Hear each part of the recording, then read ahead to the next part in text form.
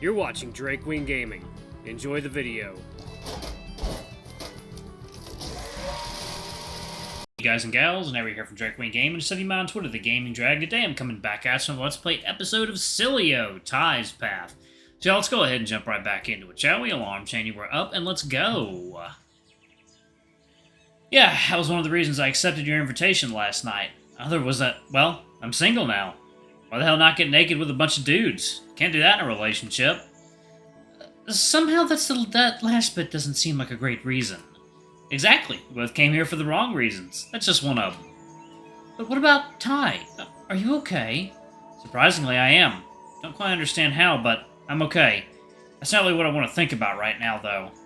I understand. Another wrong reason I came along today was because of a discussion Diego and I had this morning. I don't know how bad Diego is with you, but he's got no filter when we'll talk about any old shit. Long story short, he thought sharks have two dicks. I thought they only had the one, and we made a wager, and well, I was supposed to find out when Russell stripped. Of course, we were both idiots and forgot about, about the thing. Don't you dare repeat it. No, I'm not. Is it called a cloaca on a shark, or is it something else? I'm so confused. Whatever the hell it's called, how many dicks are tucked up inside it? I have no idea for either question. Damn it, maybe I should just ask him and be done with it all. You can't just ask him that. Can I? If I asked you a question like that, would you be upset? I guess not. It depends on who asks, I guess. But if you'd let it slide, Russell definitely would. I get the feeling he doesn't give a crap about that sort of thing. That seems like a lot of trouble when you can just look it up online, but you do you, I guess. Diego was pretty opposed to it. Doesn't seem to have a lot of faith in the internet, which he followed up by saying cats have barbs on their dicks. What? Barbs? No way. Axel couldn't possibly... I think he's wrong on that one. Ty didn't, anyway. Diego got super confused at this point, so he kinda asked that I take inventory here today, which hasn't gone the best. Russell has nothing to see in Axel? Well, you know full well. All that said, however, I'm about to call your bluff. Diego was doubting what you guys, foxes had. It looks pretty clear-cut from the outside, but you said you'd be okay if I asked, so you've got a nod in there, right? Yes. Same as yours, I assume. Great. Thanks, Dom. Wait, so let me get this straight. You literally came up here to look at everyone's junk. Not so loud. The other guys might hear. And it wasn't the reason I came up here. It was just, something I had planned to do all the while. I gotta be honest. I have no idea if you're bullshitting me right now with this stupid story, and I still feel like an ass, but I'm clearly in good company here. Gee, thanks. So, what about Axel? You gonna follow Russell's advice? I guess. It makes sense, and I have no better ideas right now. I still don't quite understand what he's hoping to achieve in all this, though. Axel's his childhood best friend. He just wants his friend to be happy, and I guess he thinks you're the one who will make that happen? Me, but I'm an ass. And maybe a good ass is exactly what he needs. From what I've seen, he's already got one. That aside, thanks, Hunter. I guess we should see if the other guys are done talking. What's the point in a hot spring if you don't get in the water? Yep, let's go see. Both Dom and I turned in perfect unison before marching toward our companions, even donning matching uniforms like some kind of birthday suit militia.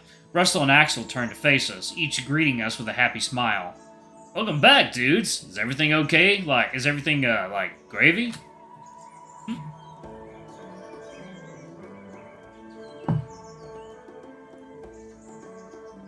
Gravy?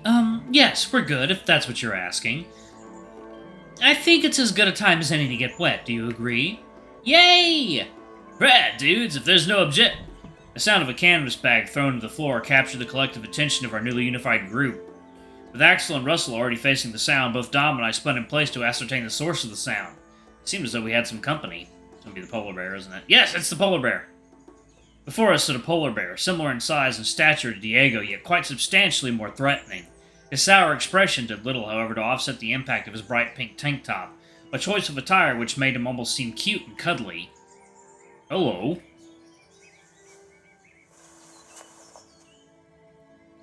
Paying our presence no further mind, the bear immediately began to undress. First his shirt, promptly followed by his pants. Only a pair of snow-white briefs remained, almost impeccably camouflaged against his matching fur. I was transfixed, completely incapable of averting my gaze as my heart began pounding in anticipation. Slipping his thumbs beneath the elastic, they followed his hands as they descended to his feet. Oh! I'm definitely gonna have to... Yep! Definitely gonna have to blank that out. I was in total awe. In direct contrast to his creamy white fur, his distinctly thick and deliciously meaty cock presented a smooth gradient as his coat gradually thinned, ending with a head so delightfully cherry pink that it closely matched his recently discarded shirt. His figure was decidedly rotund, yet tastefully accented by an impressive foundation of musculature, and his flawless and silky coat was reminiscent of freshly fallen snow. In spite of all his seemingly mismatched magnificence, this wonderful bear's finest and most striking attribute was, without a doubt, his bold and unmissable aroma. A potent, firm scent, yet irresistibly smooth, akin to freshly cut timber in the pouring autumn rain. Like a strong coffee, emboldened by hints of hazelnut and cinnamon and blended to perfection with a full fat cream. Like a... He is taking the bottom of the screen.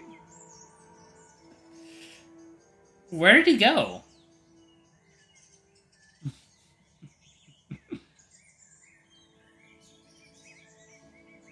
Are you alright?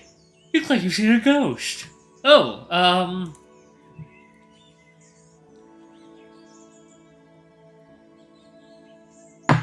didn't see a ghost, just saw a big old dick. With a coat so pale and pure, he could quite easily have vanished like an alluring yet elusive phantom, obfuscated within the billowing steam which rose like smoke from the water. Of course, I was not prepared to see him go quite so soon.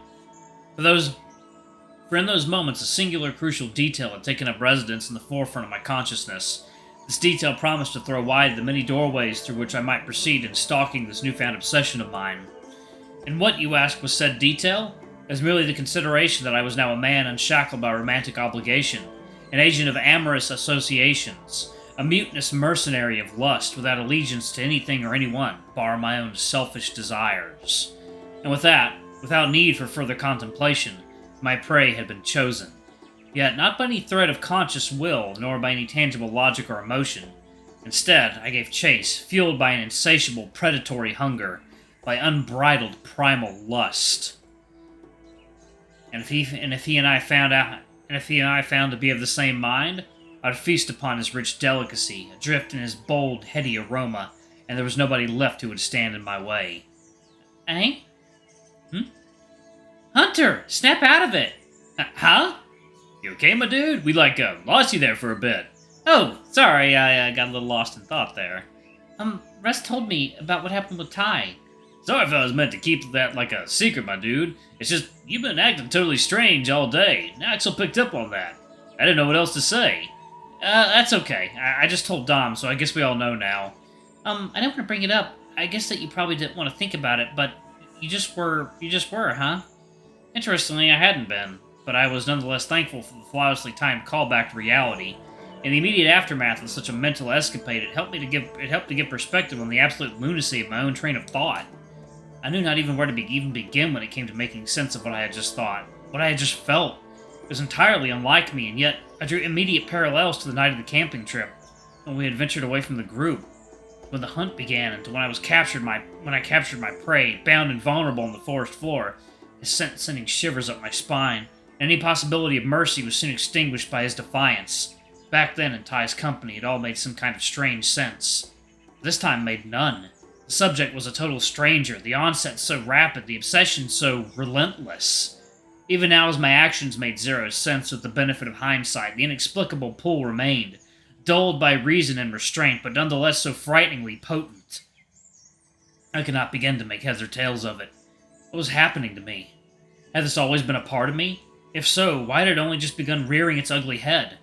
Had Ty unknowingly disturbed the slumber of some darker side of my personality? Or perhaps he was the one who put it there to begin with.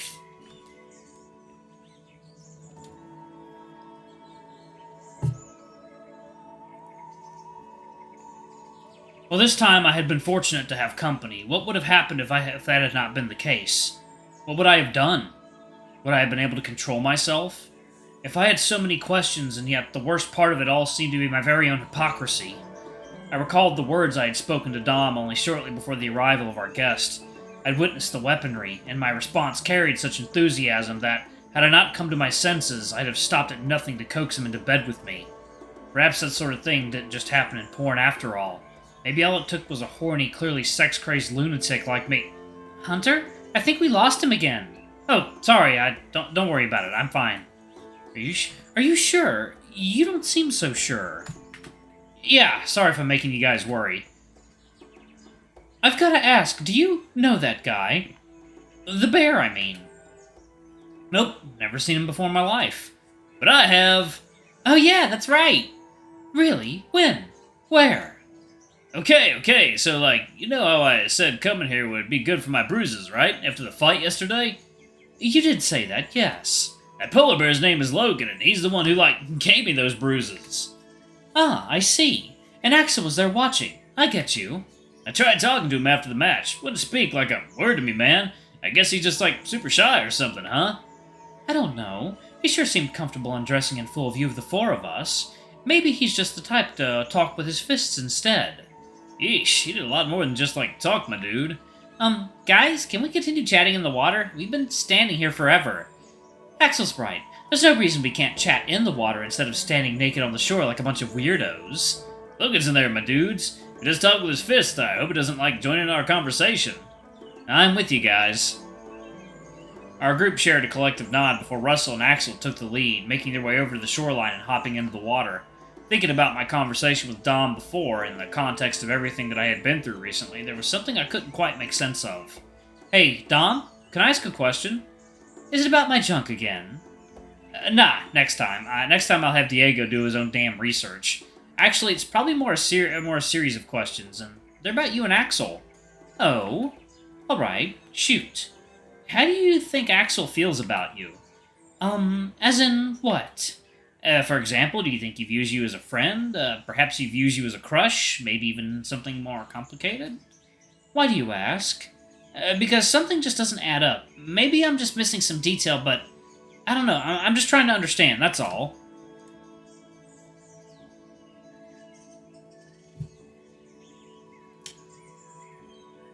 Okay, well, Axel's had a crush on me for quite a while now, but we're also best friends, and I guess that's the long and short of it. That's what I thought, and that's why I'm confused, because you're both so into one another. The thought at first it was one of those cute situations where both sides feel the same way, but nobody quite has the guts to say anything. And I know that's true, at least for him. He doesn't know quite how you feel, but you like him, and you know he likes you too. Yet, despite you clearly liking him a lot yourself, you just... Why haven't you made a move? It seems like a slam dunk. It can't be nerves. After all, you just got nude in front of him. Clearly you were worried at first about Russell. Worried you lose Axel, but even then, you still won't say anything. Don't get me wrong. I'm sure you have your reasons and everything. I just want to understand, so... What gives?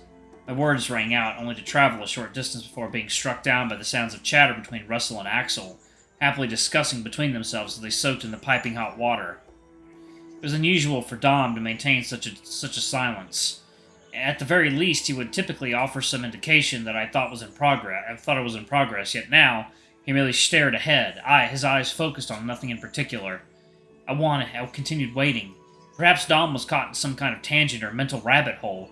It happened to me all the time. Surely I could not be the only one. I decided to speak once again, hoping to snap Dom out of whatever state he was in. Dom? Are you okay? Yeah. This question received a response, but Dom's position remained otherwise unchanged, his eyes still fixed in that particular empty space across the other side of the springs. It was only when I began to lose hope that Dom finally offered me some kind of answer. It's complicated, Hunter. I don't doubt it. Did you feel up to talking about it? Alright, I'm gonna go ahead and pause it right there, y'all. Thank y'all so much for watching. Don't forget to like, comment, subscribe, ring that notification bell, and check out our Patreon or YouTube memberships if you can. It always helps. Anyway, I love you all, and I'll see y'all in the next video. Bye-bye!